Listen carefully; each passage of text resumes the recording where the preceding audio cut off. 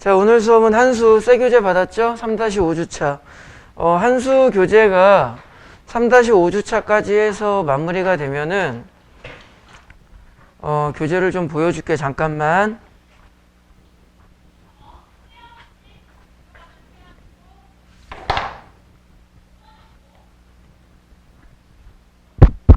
요게 이제 3- 이제 4주 시즌 4. 그래서 얘네들이 시즌 4, 시즌 5 요 두 개가 이제 파이널 1, 파이널 2로 되어 있는데 요거 빨리 마무리하고 요 교재는 미니 모의고사 형태로 되어 있어. 뭐 얘네들 교재 이름으로 그대로 따라가면 타임 리미트 모의고사 뭐 이런 식으로 해서 미니 모의고사 형태로 되어 있어서 요걸로는 이제 시간 낭비 훈련도 이제 좀 더 디테일하게 현실적으로 할 수 있을 것 같아. 훑어봤는데 뭐 좋아. 시중에 나와 있는 어떤 문제집보다 좋아. 그래서 이걸로 이제 우리가 바꿀 거라서 조금 서둘러서 우리가 3-5주차 좀 마무리할 거고요. 그 다음에 이제 수업했던 형태 그대로 따라서 요 교재 하나씩 더 챙겨왔지. 여기 보시면 앞에 숫자가 3이라고 적혀 있어. 우리가 지난 시간까지 했었던 것은 시즌 1, 이것이 아니 시즌 2 2-1 해가지고 현대시를 정리한 거고, 그럼 순서상 2-2를 해야 되는데 2-3을 할 거야. 왜 그러냐면은 2-2랑 2-4 그 두 개는 현대소설, 고전소설, 책 갖고 들어와야 돼. 현대소설, 고전소설로 정리가 되어 있는 거야. 아시다시피 소설은 뭐 나랑 정리해봐야 별 의미가 없지. 뭐 지문 싹 바뀌는데. 기억을 하시나 모르겠는데 6월 모평 때 여러분들 소현성록 나왔었죠. 그 지문 싹 바뀌었잖아. 그래서 목요일반인가? 어떤 학생이 그러더라고. 그게 무슨 EBS 문학 연계냐고. 제목 연계래, 제목. 제목만 연계되고 내용은 싹 바뀌었다고. 그래서 2-2랑 2-4는 거의 뭐 강의 형태의 진행에 의미가 없어서 그거는 이제 과제물 쪽으로 좀 진행이 될 거고, 오늘부터는 요 2-3을 할 거야, 고전시가.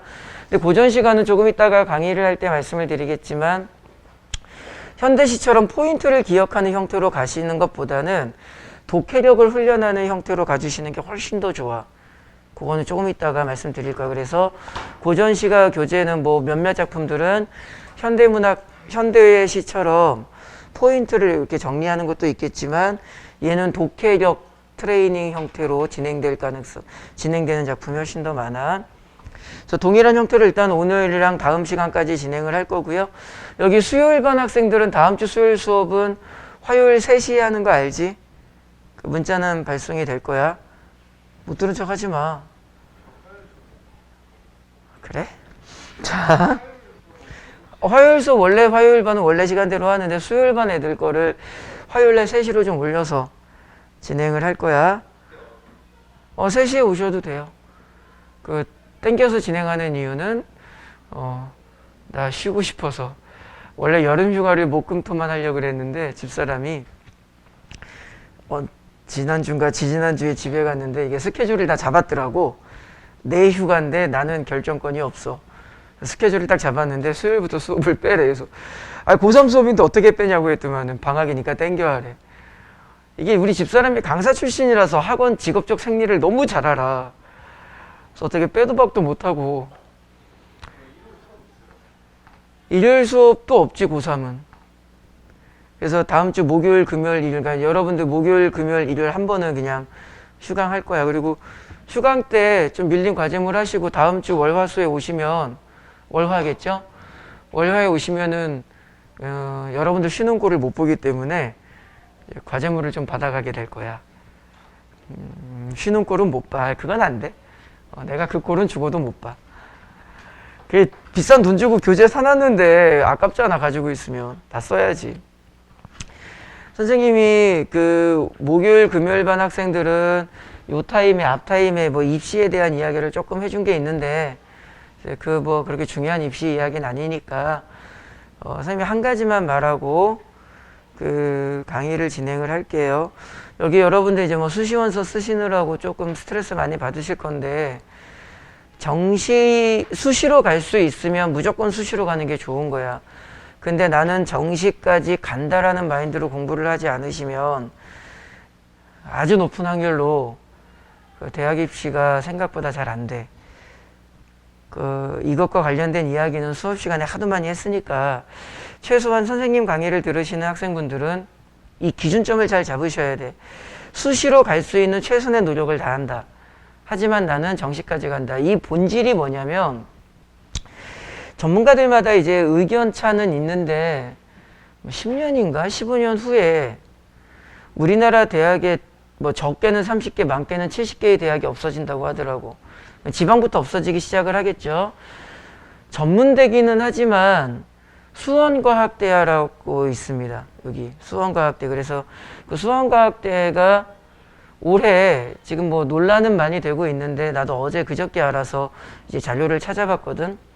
수원대학교는 이제 4년제고 수원과학대학교는 전문대인데 요거 지금 편입 뭐라고 해야지? 통합을 하려고 해요. 그러면은 이제 누가 반대를 할까? 이제 수원대학교 애들이 이제 반대를 하겠지. 어찌됐든 간에 자신들은 4년제 대학을 공부해서 왔고 뭐 현실적인 문제니까 이건 너무 기분 나쁘게 들을 필요는 없을 것 같아. 전문대 입시 결과율은 좀 떨어졌을 거 아니야, 입결은. 근데 어떻게 이걸 통합을 하느냐 이러고 이제 반대를 하는데, 예전에 동일한 형태로 한국 외대가 용인에 하나 있죠. 이제 글로벌 캠퍼스라 그래가지고 서울에 있는 본캠과 용인에 있는 분캠을 통합 운영을 하려고 했었어. 그러니까는 단국대처럼 또는 성균관대처럼. 이제 성균관대 같은 경우는 문과는 서울에 있고 이과는 수원에 있죠. 경희대 같은 경우는 문과에서 좋은 학과는 서울에 가 있고 이과에서 좋은 학과는 영통에 와 있어. 그러니까 이제 분할캠이라고 하는데, 단국대 같은 경우도 이제 과를 분할을 해서 이제 천안캠을 더 살리려고 하지. 그래서 예전에 이제 외대에서도 그렇게 운영을 하려고 그랬는데 당연히 누가 엄청난 반대를 했을까? 서울캠 애들이 엄청난 반대를 했겠지. 이제 좀 억울하다 뭐 이런 느낌인지 뭔지는 모르겠으나, 그래서 수원대랑 수원과학대 통합을 하려고 지금 뭐 준비하고 있는데 이제 당연히 반대에 많이 부딪히겠죠. 걔네들이 왜 통합을 하려고 할까? 뭐 재단이 같은 재단인지 이것까지는 못 알아봤는데, 알아보다 보니 작년도 수원과학대, 정확한 숫자는 아닙니다. 작년도 수원과학대 충원율, 그러니까 모집 정원의 충원율 70%인가 밖에 안 나온대. 이게 단순하게 말하면 원서순에 다 붙은 거 아니야. 다 붙이고도 덜 뽑힌 거 아니야. 본질을 말씀드리고자 하는 것은 뭐냐면은, 이제는 선생님 대학교 갈 때는 그 1차 기준점이 뭐였냐면은 전문대를 갔니 4년제를 갔니가 1차 기준이었어. 그리고 나서 이제 2차, 3차, 4차 가면서 뭐 지금처럼 수도권이니 지방국공립이니 인서울이니 인서울 중에서도 상위 클래스니 이렇게 대학의 레벨이 올라갔는데, 요즘은 1차 기준이 전문대니 4년제니가 아니죠. 뭘까? 내가 졸업할 때까지 그 대학이 있니 없니야. 대학이 없어지니까.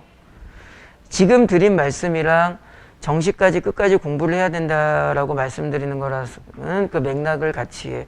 내가 공부의 동력이 떨어져서 적당히 수시에다가 끝내려고 하시게 되면 여러분들은 당연히 대학의 레벨을 많이 낮추셔야 돼. 이게 낮춰지지가 않아요. 예를 들어서 뭐 내가 내신이 2.0등급이다. 뭐 특정 대학을 비난하려는 건 아니지만 가천대 쓰라 그러면 쓸 것 같아, 얘네들이? 절대 안 쓰죠. 자신의 심리적 마지노선이라는 게 있단 말이야. 그러면 이게 문제가 뭐냐면 4등급 대학생들입니다. 4등급, 5등급 학생들이 공부하기 힘드니까. 힘든 건 당연하죠. 대학의 레벨을 낮춰서 나 그냥 지방대라도 대충 수시로 갈래. 대학은 요즘은 합격의 문제가 아니라 만족의 문제야. 내가 정말 그 대학을 다니는가. 그 대학을 졸업할 때까지 만족스럽게 내 삶을 위해서 4년이라는 시간을 투자할 것인가. 더 나아가서 그 대학이 안 없어질 것인가. 그러니까 정시까지 끝까지 공부해서 대학의 레벨을 높일 수 있는 기회를 자신에게 부여해야 돼. 선생님 말을 조금 어렵겠지만 이해를 잘 하셔야 됩니다. 갈 수 있으면 수시로 간다. 하지만 수시로 가고자 하는 내 마지노선의 대학이 정말 내 삶의 만족도, 숫자로 표현을 하자면 내가 4년 동안 그 대학을 다닐 것인가. 고민을 좀 해보셔야 돼. 잘 좀 생각을 현명하게. 어차피 지나간 바람은 춥지 않다는 말이 있어요. 여러분들 공부하시기 힘들죠. 당연히 힘들지. 근데 지난 2년 반을 어떻게 해서든 꾸역꾸역 참아왔고 이제 뭐 한 3개월 정도 남았다고 보면 이 3개월의 고통을 못 참지는 않아. 참기 싫은 것과 참을 수 없는 것은 달라. 예전에 우리 가온이가 이제 조금씩 이제 커가니까 이제 가루약을 먹다가 이제 알약을 먹게 되겠지. 충분히 우리 가온이가 알약을 먹을 수 있는 나이대가 됐는데 이제 두려운 거지.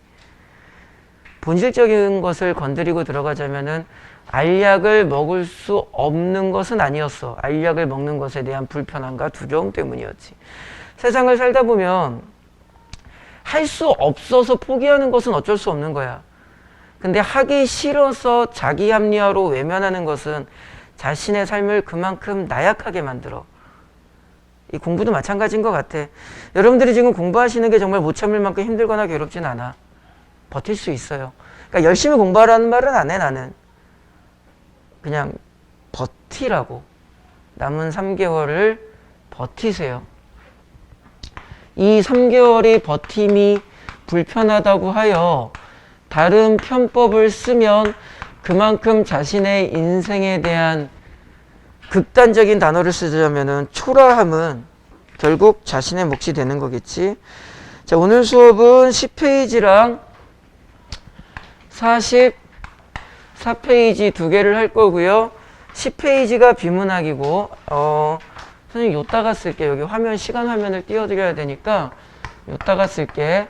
10페이지랑 44페이지 한수 3-5주차 두 개를 할 거고요. 당연히 우리 이제 원래 이제 선생님이랑 꾸준히 공부하신 분들은 아시겠지만 2, 3, 4, 5월 달에는 보통 수업 시간에 비문학을 2지문이나 3지문씩 했거든. 근데 지금 비문학 지문을 천천히 한 지문씩 하는 이유가 이제는 뭐 마무리만 이제 독해의 어떤 흐름을 조금 가다듬고 본인이 연습을 많이 해야 되는 시기이기 때문에 수업 시간에 2지문, 3지문씩 시간 투자를 안 해. 대신에 한 지문을 조금 꼼꼼하게 강의를 진행하는 형태를 하고 있어. 자, 10페이지 지문 같은 경우는요. 철학 지문인데 철학 지문은 생각보다 빈출 지문이죠. 철학이라고 쓰고 보통 영역상으로 보면은 인문학에 들어가는 거죠. 근데 철학 지문이 수능에 나왔을 경우에는 보통 3가지 형태가 나옵니다. 첫 번째, 동양 철학이 나오든가, 이제 뭐 이름 있지, 이름. 동양 철학 하면 이제 중국 애들 많이 나오죠. 공자, 맹자. 우리나라도 많이 나오죠. 뭐 정약용, 이이, 율곡 이황, 뭐 홍대용, 뭐 이런 사람들 많이 나오고요. 두 번째, 당연히 어디가 나올 거죠? 서양 철학이 나오겠죠. 근데 작년도에 이제 서양 철학이 좀 나와서 헤겔의 변증법. 서양 철학은 뭐 헤겔, 데카르트, 칸트, 이제 더 거슬러 올라가면 아리스토텔레스, 소크라테스, 플라톤, 뭐 요런 애들. 또는 어떤 학파가 나오면 뭐 스토아 학파라든가 공리주의 학파라든가 요런 학파. 그 다음에 세 번째가 오늘 하는 거는 이제 여기에 좀 해당되는 것 같은데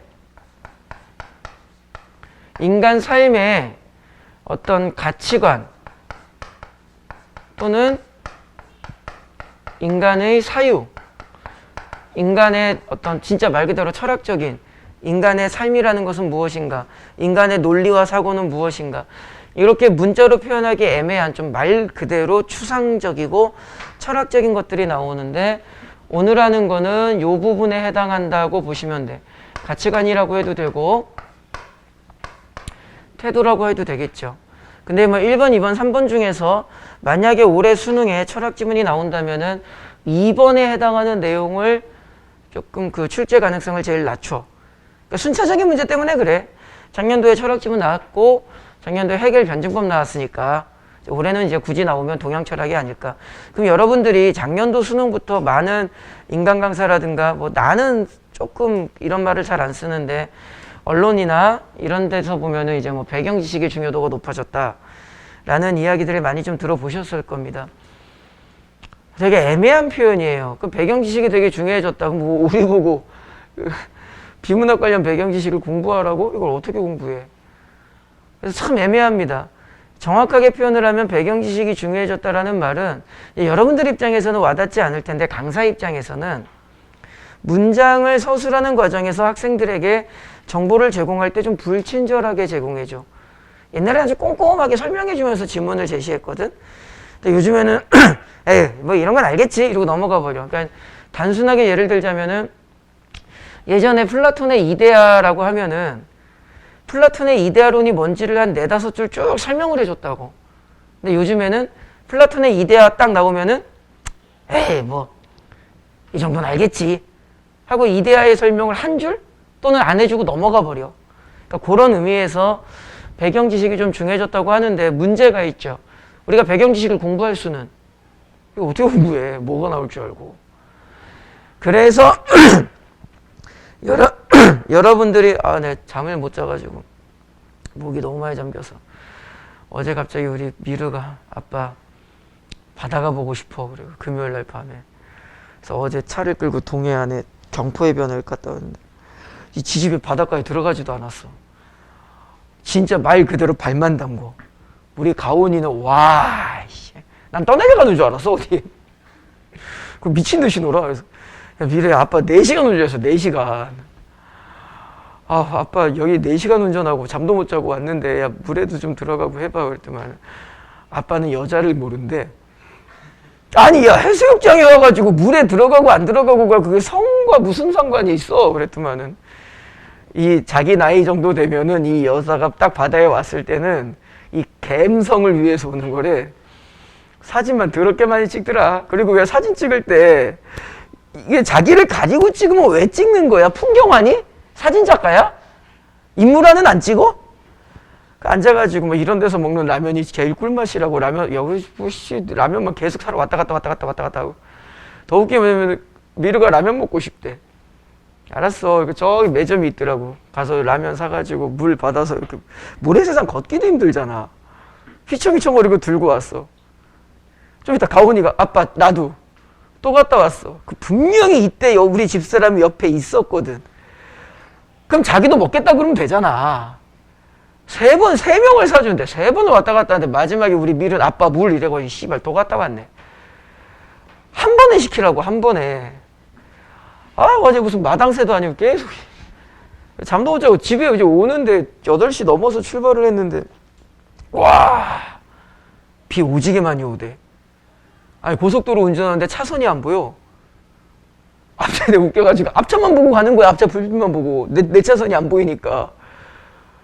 근데 앞차가 차선을 밟고 가대? 그럼 나도 어떻게 했을까? 차선 밟고 갔지 어쩐지 내 뒤에서 빵빵 거리고 쌍라이트 켜고 나는 속으로 씨발 왜 지랄이야 이러고 있고. 이제 잠을 못 자고 너무 피곤해가지고 목이 좀 잠겼어. 그러니까는 이해를 좀 해주시길 바라고. 자 보세요. 뭐가 나오던 간에 이 얘기 마무리해야죠. 그럼 배경지식을 어디에서 터득해야 되느냐? 우리 지금 요 교재 있죠. 요 교재 1, 2, 3, 4, 5 5건으로 되어 있는데 다 받을 겁니다. 요 부분 이제 교재 앞부분에 보시면은 영역별로 각 권마다 인문사회 이제 수능 특강 지문이 정리가 되어 있을 거야. 그래서 자기가 나는 과학기술이 좀 약하다. 철학을 조금 그래도 훑어봐야 되지 않을까 싶으면은 이 교재를 활용해서 훑어보세요. 아무래도 EBS 연계라는 게 있기 때문에 그 수능 특강에 나와 있는 어떤 개념적 요소를 사용할 가능성이 있겠지. 그래서 그런 식으로 우리가 좀 배경 지식의 준비를 할 수밖에 없을 겁니다. 자, 철학 지문이 나올 경우에는요, 일단은 보통 삶의 어떤 상황이나 우리가 살아가는 일상의 그 태도, 보편적 태도를 제시해 줍니다. 잠깐만 보시면 10페이지 1문단을 잠깐 볼게요. 개를 걷어차는 행위는 나쁜가?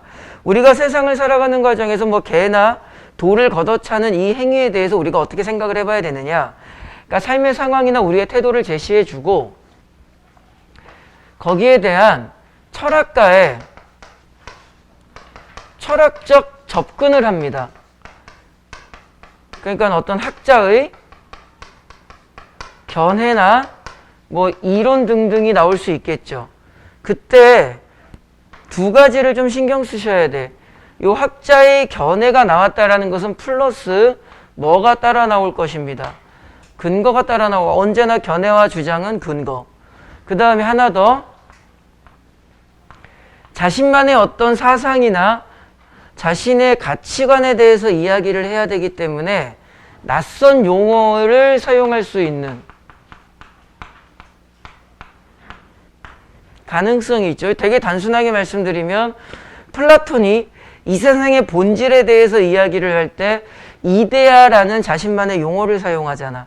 그죠? 그런 부분이 있을 수 있다라는 점. 그래서 비문학이라는 것은 어디에 중점을 두어서 지문을 정리해야 되는 것을 연습하는 거야. 그리고 나서 그냥 이 삶의 상황이 나타도 방금 읽은 거를 기준으로 한다면 개를 발로 차는 것은 나쁜가? 그러면 어떤 철학자가 등장을 해서 이런 근거 때문에 그것은 잘못된 거야. 또는 이런 근거 때문에 아니야, 개는 발로 차도 돼 라고 이야기를 할 거야. 자신의 견해를 이야기하겠죠. 근데 거기서 끝나는 지문은 없을 겁니다. 보통 그 철학적 접근에 대한 뭐가 나오겠어? 반박이 나오겠죠. 그럼 당연히 이 반박 뒤에도 뭐가 나올 거고 근거가 나올 거고. 자, 이럴 경우에는 다시 올라가면서 일종의 뭐가 나올 수 있을 거야? 대안이 나올 수 있겠죠. 철학 지문이 수능에 나왔을 경우에는 그 패턴이 거의 정해져 있습니다. 그래서 여러분들이 지문을 읽어나가실 때 우리는 10페이지의 지문 내용을 공부하는 것이 아니라 이러한 스타일의 지문의 구조를 연습해서 수능 고사장에 들어갔을 때도 동일 느낌의 구조를 좀 따라가 주시면 지문 정보의 정리가 상당히 잘 돼. 그 연습을 하는 거야, 비문학은. 그래서 오늘은 이제 여러분들 여기에 맞춰가지고 지문을 좀 읽어보시면서 뭐 문제를 풀어보시면 어떨까 싶고요. 그럼 이렇게 되면은 이제 어떤 상황이 좀 결합될 수 있냐면은 철학적 접근, 첫 번째 나온 철학적 접근을 A라고 하고 반박을 거쳐서 나온 철학적 접근을 B라고 한다면 결국엔 A와 B의 공통점 차이점을 기준으로 하는 비교 양립형 구조가 나올 가능성이 있겠죠. 얘를 반박할 때 둘 간의 차이점 같은 거. 그죠? 그래서 비교 양립 같은 경우는 이론적으로라도 대충이라도 머릿속에 기억하셔야 돼. 공통과 차이점 정보를 중점적으로 신경을 써라. 못 찾는 건 나중 문제야. 찾으려 하는 게 중요한 거야. 그래서 여기에 맞춰가지고 여러분들이 좀 지문을 읽어보시고 이제 나중에 선생님이랑 해볼 건데 잠깐만 팁을 좀 말씀드리면 사문단을 잠깐 보세요. 10페이지. 사문단 왼쪽 제일 아래가 사문단이에요. 왼쪽 제일 아래 밑에서 세 번째 줄에 거기가 사문단인데 연결어가 그렇다면이라고 시작을 하죠. 이 그렇다면이라는 연결어는 앞에서 이야기한 거에서 좀 다른 방향으로 내용을 빼버리겠다는 거야. 그러니까 여러분들은 1, 2, 3문단을 읽고 문제를 먼저 다 점검한 후에 3문단 읽고 나머지를 푸는 식. 이런 식으로 가지면 좋겠지. 그죠? 그래서 훑어 읽기가 그래서 중요하죠. 각 문단의 첫 문장을 보면서 대충 내가 어떤 느낌으로 접근을 할지를 좀 잡으셔야 돼. 됐죠? 그 다음에 44페이지는 현대시인데요. 뭐 우리 현대시 연습은 많이 하고 그냥 우리가 했던 대로 여러분들이 읽고 풀어보시기만 하면 될 겁니다. 시간은 14분 정도를 잴 거야. 그래서 목요일날, 금요일날 수업한 학생들 보니까 좀 빨리 푸는 학생들은 한 12분 30초 정도면 다 풀더라고. 그래서 여러분들은 이제 14분을 재서 풀어볼 수 있도록 하겠습니다. 지훈아, 문제 풀다 졸면 안 돼.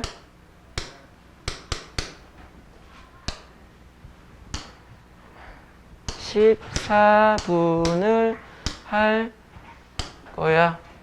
자, 준비되셨죠? 어디가? 무릎 담요 없어. 빨로 집에 가져갔어. 왜 빨개져? 들어오니까 빨지. 한 달 동안 한 번도 안 빨아가지고 내일 있어봐 무릎 담요 구해줄게. 자, 준비되셨죠? 14페이지 여기 페이지 번호 적혀 있으니까 13문 재수할게요. 시작.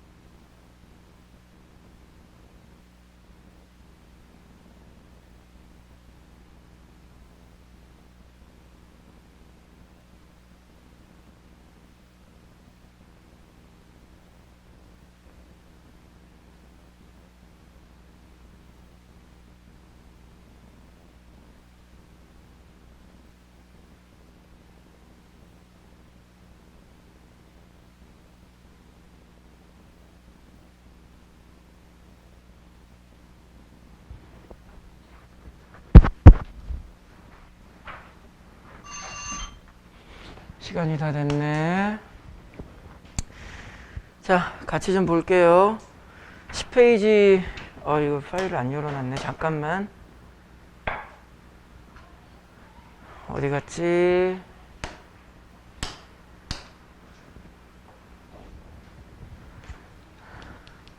잠깐만요. 10페이지 지문을 보시면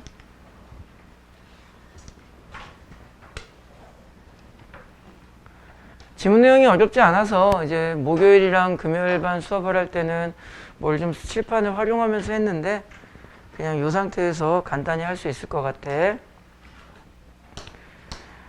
요 정도 수준의 지문은 좀 여러분들이 소화를 좀 다 하셔야 돼. 그래서 문항이 지금 3문항 정도 있는데 요거는 좀 다 정답률이 좀 나오시기를 바라고, 아까 선생님이 미리 말씀을 드렸어야 되는데 깜빡 잊고 이야기를 못한 게 지금 말해도 상관은 없어요.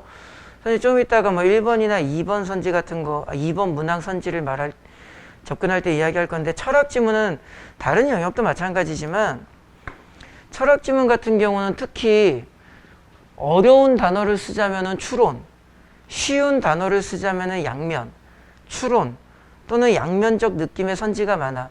단순하게 말하면 지문에 있는 문장 그대로 가져와서 그대로 이렇게 선택지를 쓰진 않아.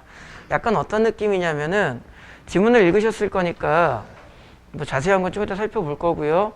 여기 데카르트라고 이야기를 하는데, 데카르트는 인간과 동물의 신체는 인간, 동물 모두 일종의 뭐다? 기계다. 요 선지를 가지고 와서 1번 선지, 인간의 몸은 기계가 아니다. 틀렸죠? 그죠? 요렇게 좀 단순하게 만드는 선지는 별로 안 나와.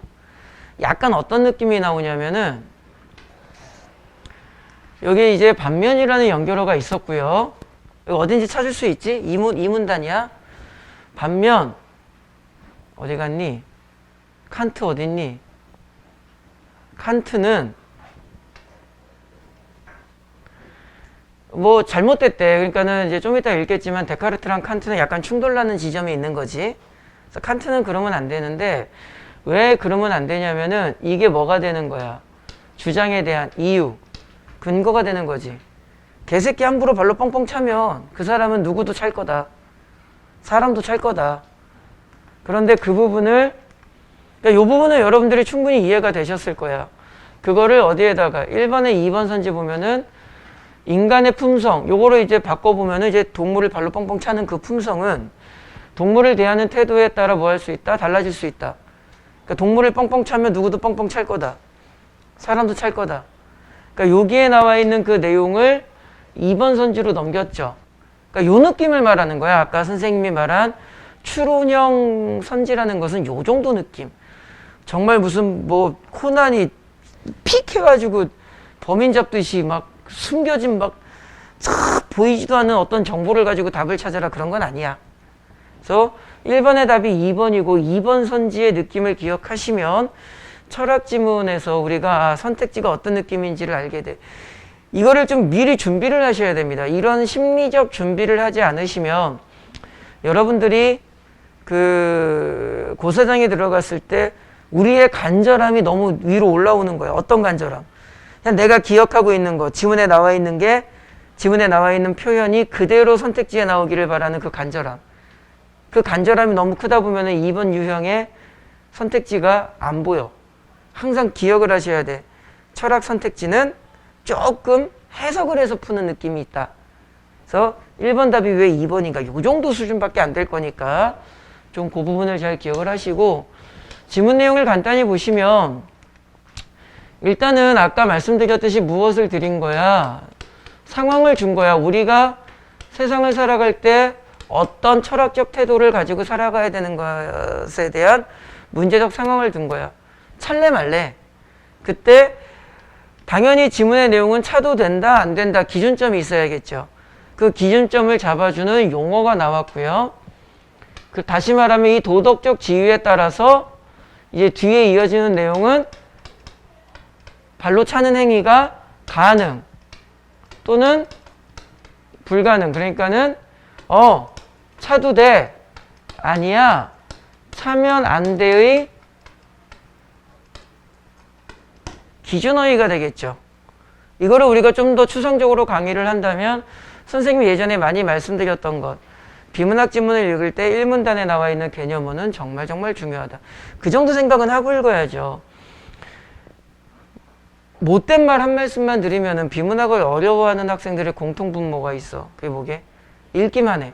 자기가 머리를 더 활용하고 더 매달리고 더 간절하게 사고를 펼쳐나가야 된다는 생각을 안 하고 아 어려워, 아 힘들어, 아 나는 몰라 이 생각으로 비문학은 힘들어, 어려워라는 그 고정관념으로만 지문을 읽으면 그 무슨 실력이 들어.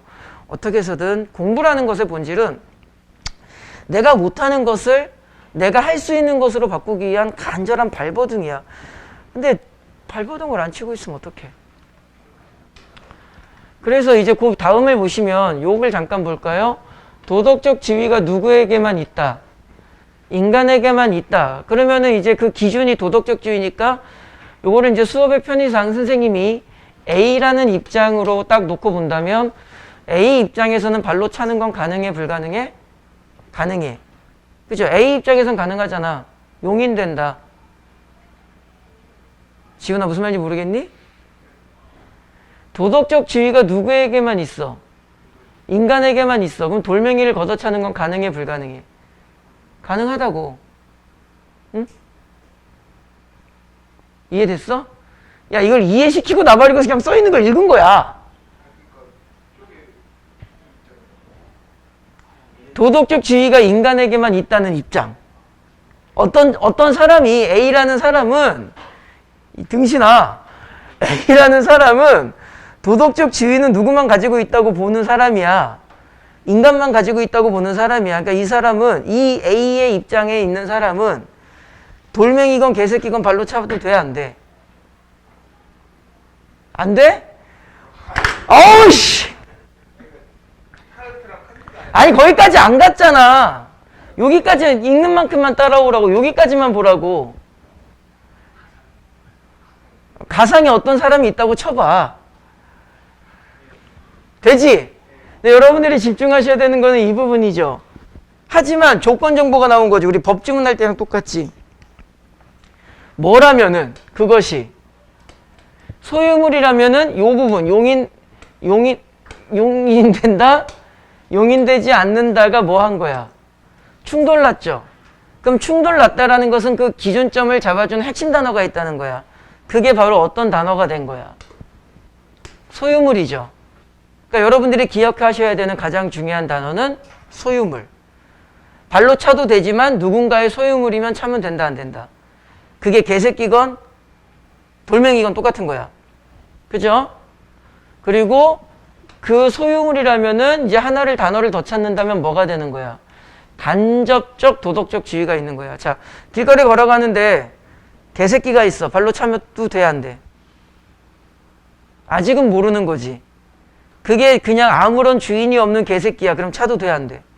차도 돼. 하지만 누군가의 개새끼야. 그 욕하는 거 아닙니다. 누군가의 개야. 그럼 차도 돼, 안 돼? 그러면 차면 안 되죠. 지나가다가 내가 돌멩이 차도 돼. 하지만 그게 누군가의 소유물이라면 차면 안 되고. 핵심 단어 여러분들은 어떻게 읽으셨어야 돼? 용인된다. 하지만 맞물림 용인되지 않는다. 그렇다면 그 기준점 소유물 하나만 더 찾으면 간접적. 이렇게 정리하면 되겠죠. 그리고 나서 그렇다면이라는 연결어가 나왔어요. 그렇다면이라는 연결어는 내용을 조금 바꿔보겠다는 거죠. 주인이 없는 개가 조건이야. 걔는 차도 된다, 안 된다? 그때 누가 등장을 했고, 데카르트가 등장을 했고, 데카르트의 대답. 질문이 나오면 대답이 나와야죠. 그러면은 정부는 어떻게 돼? 주인이 없는 개는 데카르트의 입장에서는 차도 된다, 안 된다? 차도 된다. 주장에는 뭐가 나와야 돼? 근거가 나와야 돼. 그 근거는 뭐가 되는 거야? 우리는 모두 무엇인데? 기계인데, 기계 중에서 인간은 뭘 가지고 있고, 영혼을 가지고 있고 나머지는 영혼을 가지고 있어, 안 가지고 있어? 그러면은 이게 무슨 말인지 이해할 필요가 없어. 간단하게 키워드만 정리해봐. 주인이 없는 게 데카르트 입장에서 주인이 없는 게 차도 된다. 앞에서부터 내용을 잡자면은 걔는 일단 소유물도 아니고 더군다나 얘는 영혼도 없는 애니까. 얘 키워드로 정리할 수 있죠. 이 정도는.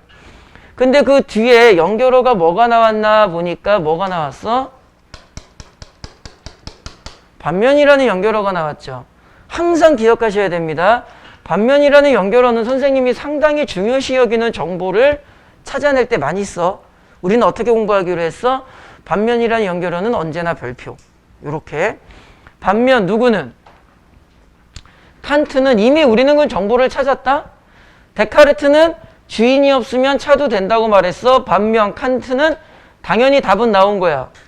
차면 돼? 안 돼? 안 돼. 그러면 칸트 입장에서는 주인이 없는 개를 차면 안 돼. 당연히 주인이 있는 개도 차면 안 되죠. 이거를 우리가 지난 시간에 배웠던 상위 범주에서 하위 범주로 빠져나오는 식으로 강의를 해보면 이 문단의 내용을 봐봐. 일단은 위에서 상위 범주가 나온 거야. 그죠? 소유물이 아니라면은 발로 차도 된다, 안 된다? 된다. 그러나 누군가의 소유물이라면은 차면 된다, 안 된다? 안 된다. 그 기준점은 뭐다? 도덕적 주의다. 이렇게 정리를 한 거잖아. 소유물이 아니라면 차도 된다. 왜? 인간만이 무엇을 지니고 있으니까. 도덕적 지위를 있으니까 도덕적 지위가 없는 것은 막대해도 돼. 그런데 누군가의 소유물이라면은 안 돼. 왜? 간접적인 도덕적 지위를 가지고 있기 때문에. 근데 이것을 상위 범주라고 딱 놓고 본다면 여기서 이렇게 하위 범주가 빠져나온 거야. 바로 누구와 누구? 데카르트와 칸트가 빠져나온 거죠. 그러니까는 데카르트 입장에서는 당연히 주인이 없는 게, 자, 여기에서 조건은 뭐가 되는 거야? 주인 없는 개에 대해서 어떻게 할래? 기준점을 잡은 거죠. 그러니까 지문이 머릿속에 좀 그려지셔야 돼. 주인이 없는 개는 데카르트 입장에서는 발로 차도 돼. 가능. 자, 주장이 나오면 근거가 나와야죠. 핵심 단어는 뭐? 인간만이 무엇을 지니고 있으니까. 영혼을 지니고 있으니까. 이 상태에서 더 이해하려고 할 필요는 없어. 인간이 영혼을 지니고 있다는 것을 우리가 어떻게 이해해야 됩니까? 거기까지 갈 필요가 없다고, 비문학은. 그건 나중에 여러분들이 철학과 가서 배우시고. 비문학이잖아. 딱 여기까지야. 그런데 주인이 없는 개는 칸트 입장에서는 차면 된대, 안 된대? 안 된대. 그러면은 반면이라는 단어로 이렇게 부딪힌 게 보이죠. 그 여기에도 뭐가 따라 항상 기억해야 돼. 주장이 나오면 근거. 얘가 차면 안 된다고 말한 근거는 뭐가 되는 거야? 이제 요 부분인데 정리하기 애매하니까 우리가 머릿속으로 자신만의 표현으로 정리하면 되겠죠. 행위의 연결. 개새끼 발로 차다 보면 누구도 발로 찰 거다. 사람도 발로 찰 거다. 그럼 결국은 이 문단을 읽으면 선생님이 강조하는 게 이거야.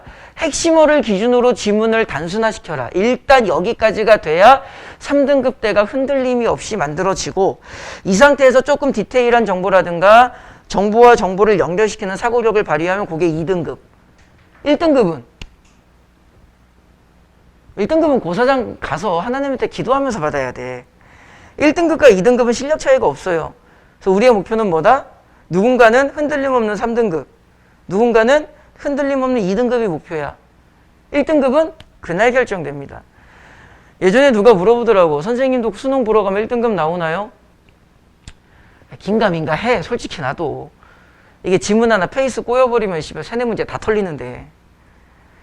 1등급과 2등급은 실력 차이가 없어요. 우리는 어디까지 공부해야 된다고? 흔들림 없는 2등급까지. 그래서 핵심으로 정리하면 요 정도잖아. 그죠? 그리고 나서 넘어가니까 연결어가 뭐가 나왔어? 그런 데가 나왔어. 의심을 해야 돼. 하나의 개념적, 하나의 이론적, 하나의 주장과 견해가 나왔어. 근데 그 다음에 그런 데라고 나오고, 현대의 어떤 철학자들은 얘를 선생님이 B라고 한다면 딱 느낌이 와야죠. 위에서 나온 거, 위에서 이야기한 것과 아래에서 이야기하는 것은 이제 차이가 생길 거야. 어떤 철학자들은 사고력 같은 인간의 고유한 능력, 이제 도덕적 지위 이런 거겠죠? 그것에 따라 구별하는 것은 가장자리 인간 상황이라는 개념어가 나온 거고요. 이것을 가지고 딜레마, 요 표현이죠. 딜레마에 부딪힌다고 지적한다. 이 표현에서 내가 생각했어야 되는 것은 뭐야? 아, 2문단과 3문단을 분할시켜 놔야겠다. 그죠? 칠판 여백을 좀 써야 되니까 이거를 지울게. 그럼 얘네들은 안 된대. 그렇게 하면 안 된대. 그리고 나서 당연히 개념어를 설명해 줬고요. 뭐 가장자리 인간이 뭔지 어렵진 않아. 그래서 정리. 인간에게만 도덕적 지위를 부여하면 가장자리 인간에게도 부여를 해야 되는데 우리의 상식은 이를 허용하지 않는다. 도덕적 지위를 인간에게만 부여하면은 식물인간 같은 분들이나 아니면 이제 막 태어난 신생아들에게도 도덕적 지위를 부여해야 되는데 식물인간이나 신생아들은 도덕적 개념이 있을까? 없겠죠. 그러니까 이건 문제가 있다라고 비판한 거고 우리는 어떻게 기억하면 돼? 3문단은 2문단을 비판, 인간만 도덕, 그건 안 된다. 근거, 식물인간, 가장자리 인간 이렇게 잡아주면 되겠죠. 그리고 아까 했었던 연습을 다시 해볼게요. 우리의 상식은 이를 허용하지 않는다. 그거랑 1번 선지랑을 연결시켜 보면은 선생님이 말하는 추론이라는 건 요 정도 수준이야. 그렇게 볼 수도 있지만 그것은 우리의 상식에 어긋나. 그러니까 잘못됐어 이 말은. 우리는 무언가를 판단할 때 상식을 기준으로 판단해야 된다는 뜻이지. 그죠? 그러니까 요거를 단순하게 비문학을 이해하시는 분들은 여기에다가 이렇게 상식의 근거 이 단어가 있기를 바라시는데 그러면 안 되는 거야. 됐죠? 그 다음에 비판을 했어. 쭉 읽었으면 비판했어. 그러면 이제 어떻게 해야 돼? 인간과 따라서 이제 뭐가 나오는 거야 여기가? 대안이 나오는 거죠. 그래서 지문의 흐름이 보이셨어야 돼. 반박, 근거, 대안. 반박, 근거, 대안. 인간과 동물에게 모두 부여해야 된다라는 어떤 주장이 있는데 그 주장을 우리는 무엇이라고 할 거야? 고전적 공리주의라고 할 거고 뒤에 읽다 보면은 설명이 좀 나오기는 하는데 우리가 사실 요 정도는 좀 알아야죠. 고전적 공리주의, 고전 두 가지를 예측하셨어야 돼. 첫 번째, 공리주의가 뭔지는 수험생이라면 알아야 돼. 지훈아? 야, 저기 태연이랑 지훈이 둘 중에 한 명은 저기 금요일로 좀 와라. 금요일에 총알바지가 없다. 목요일은 한월이가 있는데 금요일에 아무도 없다. 어떻게 누가 올래? 태연이 금요일로 올래? 어? 그래, 국어가 뭐가 중요하겠어. 영어만 열심히 하면 되지. 개새끼. 어? 야, 이건 사실 알아야지. 영준아, 공리주의가 뭐야? 최대 다수의 최대 행복. 이제 뒤에 읽어보면 나와요. 모든 기준점은 무엇으로? 쾌락이나 행복 같은 공리의 총량으로 판단하는 것. 그러니까 요게 이제 아까 말씀드렸던 불친절한 서술. 예전에는 요렇게 공리주의를 딱 던지면은요, 뒤에 공리주의를 좀 설명을 해줘야 4-5줄. 그러니까 지문도 좀 길어지는 형태였지. 그러다 보니까. 근데 이제 작년부터 이제 그런 거를 빼. 그리고 사실 이제 요 정도는 좀 알아야지. 이 뒷내용은 되게 쉬워요. 이게 상징적인 의미인데. 지훈이 죽어도 돼, 안 돼? 되지. 얘를 죽여도, 그냥 웃자고 한 소리야. 얘를 죽여도 돼, 왜? 얘가 죽음으로써 더 태어날 수 있는 쾌락의 총량이 커진다면. 두 번째, 얘 죽어도 돼, 왜? 쾌락이 더 크다면. 얘가 있음으로써 끼치는 악보다 얘가 죽음으로써 얻을 수 있는 쾌락이 크다면. 잘 가. 지훈이랑 나랑 사겨. 우리 며칠 됐지, 자기야? 3일? 수요일부터 사귀었니, 우리? 5일째야? 우리 10일 기념 소주 한잔 할까? 아휴, 답답하다. 너랑 사귀어서. 야, 이거 방송이 안 나오면 여학생한테 하는 말인 줄 알겠다. 남학생이야. 오지훈, 화원고 3학년 몇 반? 3학년 5반. 화성에 사는. 자, 그럼 얘네들은 자 이렇게 이해를 해보자. 이 상태에 선생님이 몇 번 문제를 잠깐 풀어볼 거냐면 선택지를 볼 거냐면 1번에 4번 선지를 볼 건데 이거를 구조적인 느낌으로 그냥 지문에 있는 어떤 문장을 가지고 답을 이렇게 찾아주는 것도 괜찮지만 일부러 가능하다면 선생님이 수업 준비를 하면서 구조적인 느낌으로 선택지를 볼 수 있도록 좀 유도를 많이 해. 이 구조적인 느낌으로 지문을 자꾸 보려고 해야 사실은 거기서부터 파생되는 집중력이라는 시너지 효과가 생기거든. 어떤 지문의 구조를 보기 위해서는 내가 그 지문을 계속 붙잡으려고 노력을 해야 돼. 그거를 좀 유도하고 싶은 거야. 자, 보세요. 2문단과 3문단의 구조적인 느낌을 보면은 원래 이렇게 가르치면 안 되는데 이제 연습을 하는 거니까 여기에 이제 누가 나왔어? 데카르트와 칸트가 나왔죠. 뭐 발로 차도 되네 안 되네 나왔어. 그런데 여기 연결어 뭐라고? 그런데 하고 여기 고전적 공리주의가 나왔죠. 근데 지문 구조가 이 고전적 공리주의는 이 문단에 나와 있었던 데카르트나 칸트의 개념을 뭐 한 거야? 비판한 거지. 그리고 나서 이 고전적 공리주의가 쾌고 감수 능력이라는 말을 썼어. 인간과 동물 모두에게 지위를 부여해야 되는 이유는 뭐야? 고통이 있기 때문에. 그죠?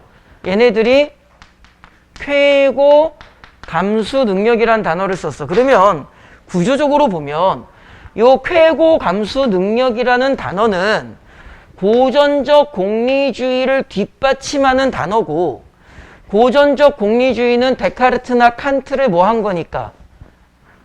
비판하는 거니까 요 칸트와 쾌고 감수 능력은 연결시킬 수는 있어 없어? 얘 없는 거지. 왜? 얘는 얘를 비판할 때 써야 되니까. 자, 이 느낌으로 1번에 4번 선지를 보면은요. 1번에 4번 선지가 이렇게 적혀 있어. 주인 없는 동물에게 고통을 가하는 것을 용인하지 않는 입장. 이게 누가 돼버리는 거야? 칸트가 되는 거죠. 데카르트는 주인 없으면 가능하다고 했으니까. 그런데 1번에 4번 선지를 보면 어떤 용어가 나왔어? 쾌고 감수 능력이 나왔어.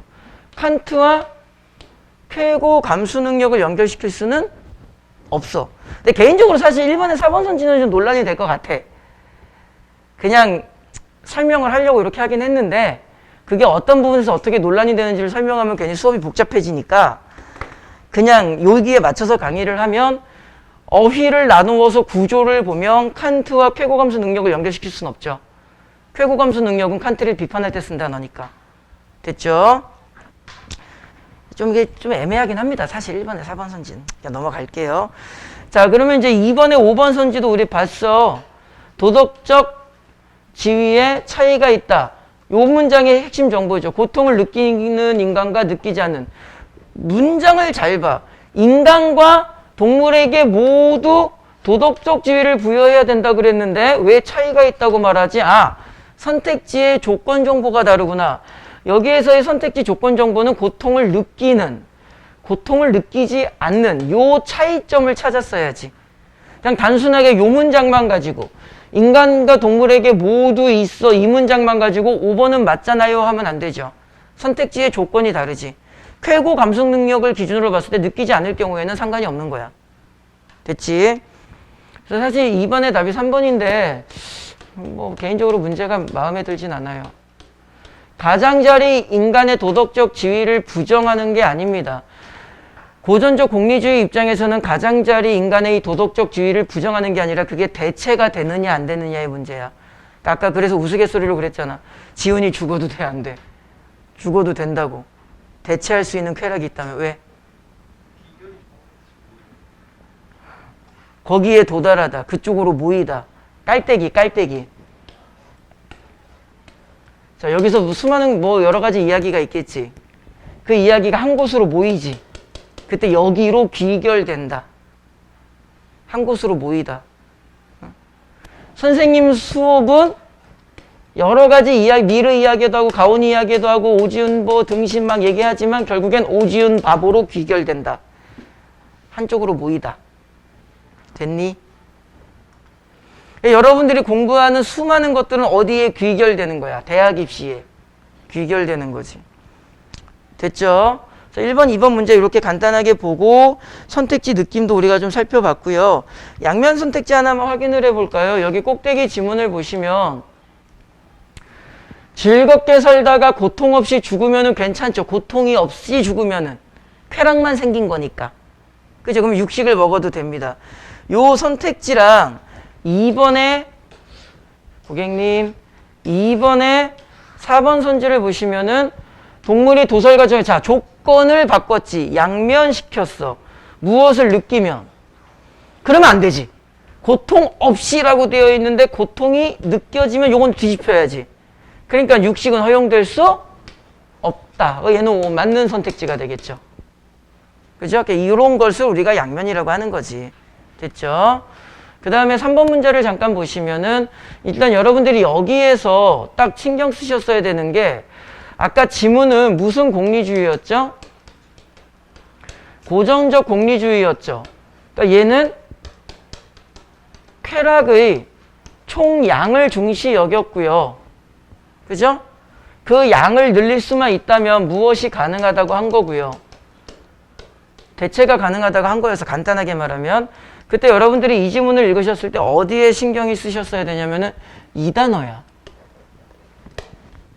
그래서 예전에 비슷한 거 있었죠. 선생님이 지문 읽을 때 그게 어떤 영역의 지문이건 고전적이라고 나오면 그거 바뀔 거라고. 바뀐 거야. 새로운. 그런데 두 번째, 여러분들은 새로운 공리주의를 읽으면서 두 가지를 생각해야 돼. 아, 지문에 나와 있었던 고전적 공리주의와는 분명히 뭔가가 다를 거야. 그걸 찾아야 돼. 근데 어차피 한 문제를 낼 거기 때문에 차이점을 봐야 하나나 두 개밖에 안 나와. 그거를 미리 이야기하면 얘는 이거죠. 다시 말하면은 새로운 공리주의는 무엇을 중시 여기는 거야? 질을 중시 여기는 건데 고전적 공리주의는 양만 똑같으면 되죠. 그죠? 그러니까 1번 선택지는 맞는 말이 되는 거고 차이점을 이렇게 찾으셨어야 되고 두 번째 그래도 결국은 무슨 주의니까? 공리주의니까 고전적 공리주의나 새로운 공리주의나 겹치는 부분은 있겠지. 당연히 있겠지. 그 느낌을 읽으셨을 때 바로 이 부분이죠. 여기에서 가장 중요한 단어가 뭘까? 제외야. 그러면은 대체한다 못한다? 대체할 수 없다. 식물인간을 제외하면은 대체할 수 없다 이 말이죠. 그럼 다시 양면시켜봐. 식물인간은 대체할 수 있는 거지. 그게 몇 번 선지에 나온 거야? 2번 선지에 나온 거죠. 새로운 공리주의는 고전적 공리주의와 달리 식물인간이 대체 가능하다. 아니죠. 아 미안. 새로운 공리주의는 식물인간은 대체 가능한 거 맞죠? 식물인간을 제외할 거니까. 됐니? 그런데 사실 고전적 공리주의 역시도 얘네들은 무조건 대체 가능한 거잖아. 그래서 답은 몇 번? 2번. 달리라고 할 수가 없겠죠. 결국은 똑같은 공리주의이기 때문에 겹치는 게 있었을 거야. 그러니까 생각을 하셔야 돼요. 계속. 나머지 뭐 풀면 되겠죠. 특별히 어려운 건 없고 여기에서 우리가 제외라는 것을 왜 신경 써야 되는지를 생각을 했다면 동일하게 4번 선지에서도 일부라는 단어가 보이죠. 기억력이 완전히 다 무너졌으면 걔는 식물인간이랑 동일한 거기 때문에 대체가 되지만 얘는 일부 훼손된 거잖아. 일부. 그러니까 여전히 사고력은 가질 수 있죠. 그러니까 얘는 대체하면 안 되겠죠. 이게 만약에 깡글이 사라졌으면 대체할 수 있겠지. 됐죠? 선지가 이렇게 좀 세심하게 나오는 게 요즘 추세라는 점도 기억을 하자. 자, 이 질문에서 우리가 뭘 배웠지? 현상 제시하고 접근하는 이론 나온 다음에 근거, 그리고 반박, 역시 근거, 대안. 이런 구조를 자꾸 연습을 해보시면서 읽으셨으면 좋겠고 2번 문항 같은 데서 우리가 이제 뭐 양면이라든가 추론 이런 선지가 어떤 느낌인지 꼭 비문학 복습을 하세요. 내용을 복습하라는 게 아니라 지문의 구조라든가 선택지 스타일을 복습하라는 거야. 요 정도 수준의 수능 지문은 분명히 나와요. 수능에 비문학 지문이 3개가 나오죠. 뭐 1번부터 3번까지 있는 독서론까지 본다면은 뭐 내 지문이라고 할 수 있지만 독서론 1번부터 3번까지를 빼면은 비문학 지문은 3지문이 나옵니다. 그러면 총 17문항 중에서 얘 3문제를 빼니까 여기서 몇 문제가 나오는 거야? 14문제가 나오는 거야. 그러면은 이 14문제를 위한 3개의 지문이 전부 다 어렵냐? 그럴 리가 없죠. 그죠? 근데 비문학 지문을 왜 선생님이 강조하냐면 그냥 간단하게 5문제, 5문제, 4문제든가 아니면 6문제, 4문제, 4문제든가 이런 식으로 나올 거란 말이야. 그래서 지문 하나가 통으로 날아가 버리면 문제가 좀 심각해. 보통 이제 요 구조가 조금 더 눈여겨봅니다.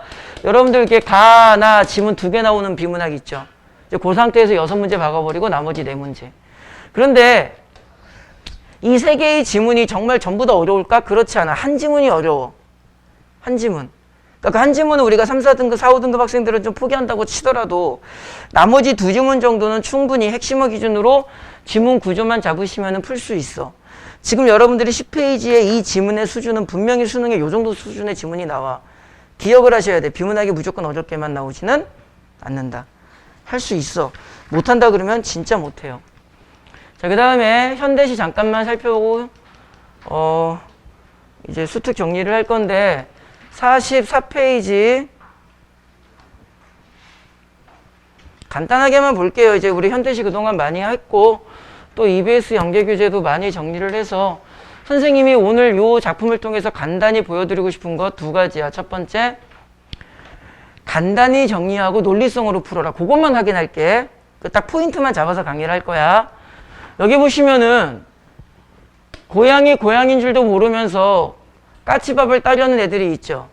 근데 까치밥 따면 된대 안 된대?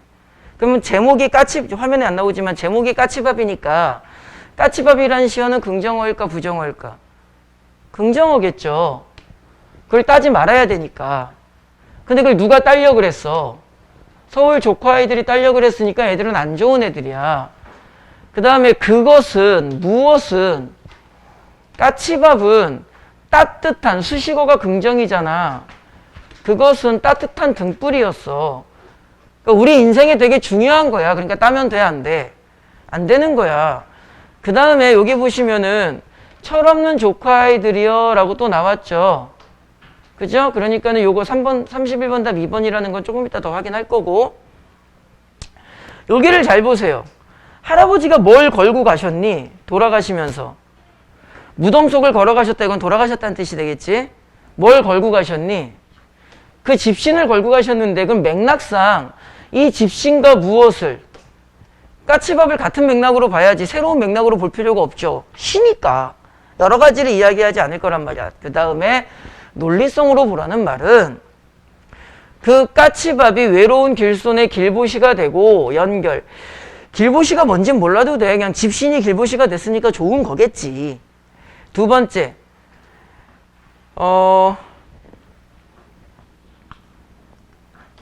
그것을 가지고 우리 아버지도 뭐 했을 때 그러니까는 그것은 좋은 거니까 함부로 따면 된다 안 된다? 그러니까 이 작품의 전체적인 논리적 주저는 뭐야?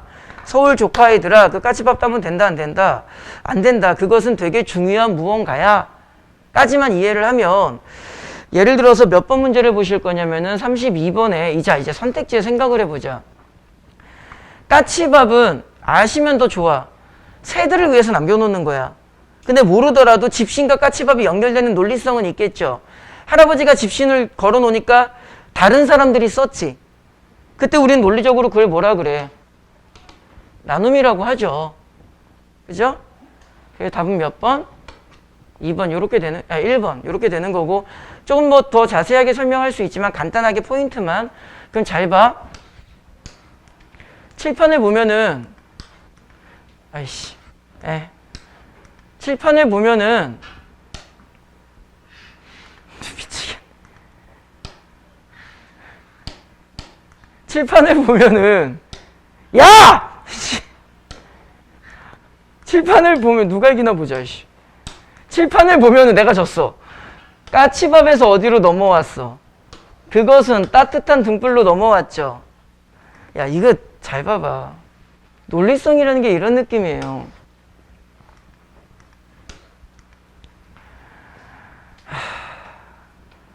화자는 누구에 대해서 분석을 할 거야? 할아버지의 모습에 대해서 분석을 할 거야. 근데 할아버지가 사랑방 말쿠지에 무엇을 켜놨대? 그럴 리가요. 이거 말도 안 되는 선택지잖아. 할아버지는 등불을 켜놓은 게 아니라 뭘 걸어놓은 거야 거기에? 집신 걸어놨지. 언제 등불 켜놨다 그랬어. 이 정도까지의 논리성도 안 보인다는 건 이거 미안한 얘기인데 그건 때려치는 거야. 이게 말이 안 돼. 이거를 못 찾는다는 건. 맞았지? 재수없는 놈. 그래서 요거는 간단하게 이렇게만 할게. 뭐 나머지 문항이 그렇게 어려운 게 아니라서 그냥 잘 푸실 수 있을 거라고 보고요. 여기 우리 개념어 하나만 배울 건데, 여기 31번에 2번 선지 보시면 유사한 시구 반복이라고 되어 있죠. 학생들이 뭔가 착각하는데 유사한 시구 반복과 대꾸법은 조금 다른 거예요. 정확하게 말하면 포함 관계가 다른데,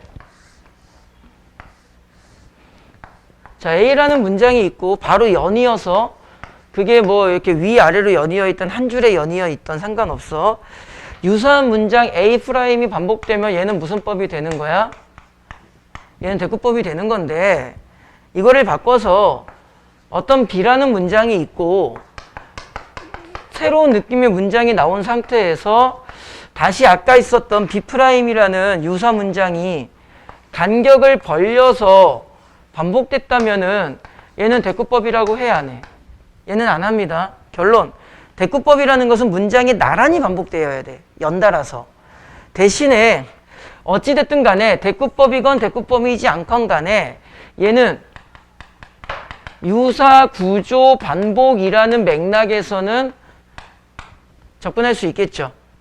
그죠? 그러니까는 공부를 좀 잘못 접근하셔서 유사한 시구 반복을 대꾸법으로만 접근하시면 안 돼. 이해됐니? 저런 맥락에서 본다면 우리 옛날에 이런 거 이거 다 알잖아. 시가 있을 때 시의 제일 앞부분이랑 시의 제일 끝부분이 비슷하면 우리가 뭐라고 하죠? 나 작품이 이건데. 그렇죠. 우리 이걸 무엇이라고 하죠? 수미상관이라고 하죠. 수미상관은 유사한 구조 반복이라고 해도 되지. 하지만 얘는 대꾸법이라고 하면 돼, 안 돼? 그건 안 되죠. 왜? 간극이 벌어져 있잖아. 됐니? 그래서 유사한 시구 반복과 대꾸법은 조금 조심스럽게 접근을 해주시는 게 좋습니다. 자, 한수 3-5주차 강의 여기까지 하고요. 잠깐 쉬었다가 EBS 고전시가, 오늘은 고전시가 특강을 정리할 건데 아까 말씀드린 것처럼 고전시간에 약간 독해법을 연습하면서 할 거야.